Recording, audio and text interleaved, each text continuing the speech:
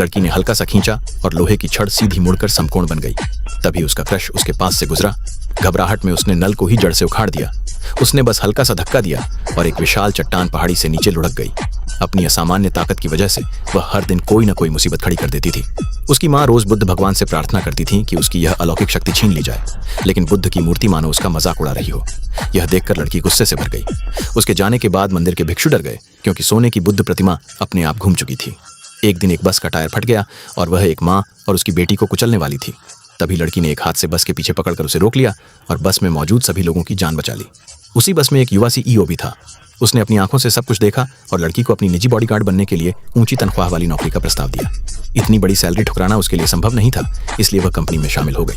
घमंडी और आत्मविश्वासी सीईओ ने उससे आर्म रेसलिंग की चुनौती दे डाली और यहाँ तक कह दिया कि वह दोनों हाथों का इस्तेमाल कर सकती है। लेकिन लड़की ने बस थोड़ी सी ताकत लगाई और सीईओ दर्द से घुटनों पर आ गया। हार मानने को तैयार नहीं, उसने अपने सबसे ताकतवर बॉडीगार्ड को उससे मुकाबला करने बुलाया। लड़की को इतना छोटा और नाजुक देखकर बॉडीगार्ड वापस जाने लगा, लेकिन सीईओ ने जीतने पर वेतन बढ़ाने का वादा कर दिया। यह सुनते ही वह पूरे आत्मविश्वास के साथ उसकी ओर दौड़ा। लड़की ने बस हल्का सा पैर उठाया और बॉडीगार्ड हवा में उड़ गया। यह देखकर सीईओ डर गया और उसने फैसला किया कि अब उसे अपनी ताकत नियंत्रित करना सिखाना पड़ेगा। उसने एक पत्थर उठाकर धीरे से फेंकने का तरीका दिखाया। लड़की ने उसकी नकल की, लेकिन पत्थर अलमारी को आर पार चीरता हुआ निकल गया।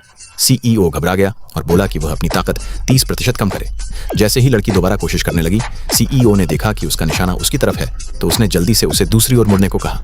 लड़की ने हल्के से उंगली चटकाई और खिड़की चकनाचूर हो गई। कई चीजें तोड़ने के बाद आखिरकार उसने अपनी ताकत पर काबू पाना सीख लिया। खुशी के मारे उसने अनजाने में मेज को 2 हिस्सों में तोड़ दिया।